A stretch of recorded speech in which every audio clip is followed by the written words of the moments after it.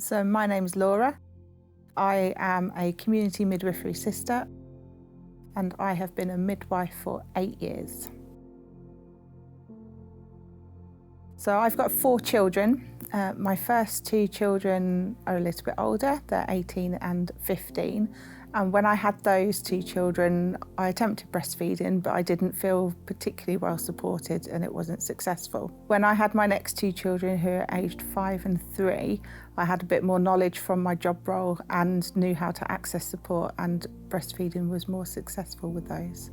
So I always wanted to breastfeed even before being a midwife, but I think it impacted my decision in knowing how difficult it could be and how much support I'd need and what challenges I could possibly face. So it gave me the tools to stick with it.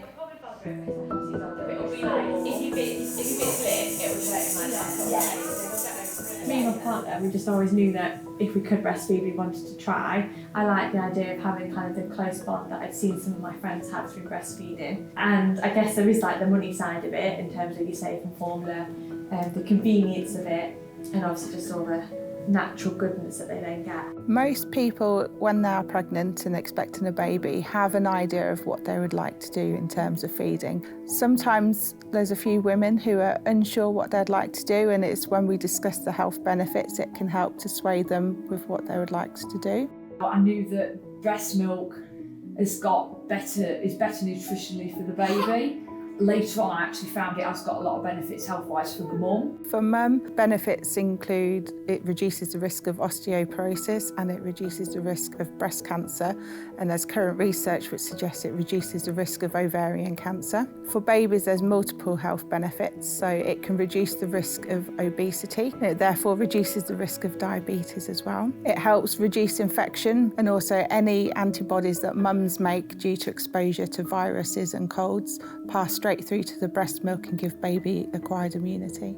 He's got a little bit of a tongue tie, and we didn't really know where to go to get help for that because our health visitor didn't really have any suggestions, so we thought we'd come try here. Now he's just still clam just because it's nice to chat to some other mums and hear that you're doing the same things as other babies and getting tips and ideas and things.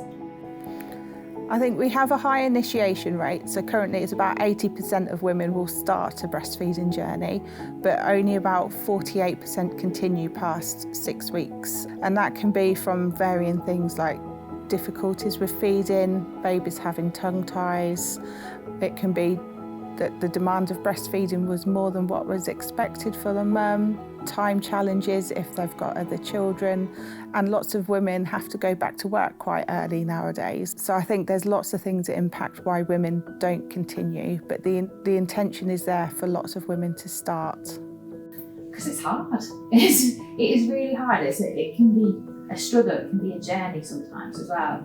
It can be quite isolating. So when I was a lot less experienced with my first, I'd kind of take myself off into a little room where I'd feed on my own, and I'd just do it all on my own rather than it feeling like something that could happen anywhere. So coming here has kind of taught me that actually it's perfectly normal to feed out in public, and here's a tip on how you can do it when you're wearing a sling. It's really nice to be able to have that support and that advice and be able to meet other breastfeeding mums as well. It would be really good for children to learn about breastfeeding, not just for the fact of this is how babies can be fed, but to teach them the health benefits for breastfeeding mothers and for babies. But also, if it becomes part of normal teaching for children, then when they become older and become parents themselves, it won't be seen as such a different thing to do.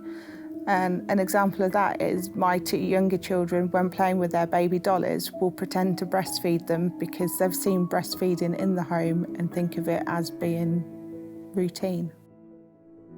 When you're breastfeeding them, you know that you're giving them such a good start in life, and you're growing this baby yourself. They come out of you and you see their weight going up, and that's all because of the milk you give them. I think I just love that we had that special time together, that we had those cuddles each day. I think it just amazes me that my body can fuel him for each day and give him everything he needs. So always ask for help. It really does depend area by area what the funding is and what's available for your community. So some community centres and children's centres have breastfeeding support groups. In the early days, you've got your midwife. Most hospitals have maternity support workers in the community who can come and support you at home. You've also got your health visitor. There's the Off to the Best Start leaflet, which gets given out in pregnancy, and this is an NHS leaflet, and it has information for an online chatbot, and this is available through Alexa and Google Home as well, so you can have conversations with people. And there's lots of peer support breastfeeding groups online, especially with social media like Facebook. Get help as early as you can. I would always say to come to a breastfeeding support group. Even if you have breastfed before. Find out where they are in your area, because it is free. They're on weekly. There's 2 groups in Lincoln. Because they are so knowledgeable and can really help you to get a really good latch. Ask for help. Don't sit and worry at home. There's always somebody that come and give you support and give you that emotional support and let you know that you're doing well.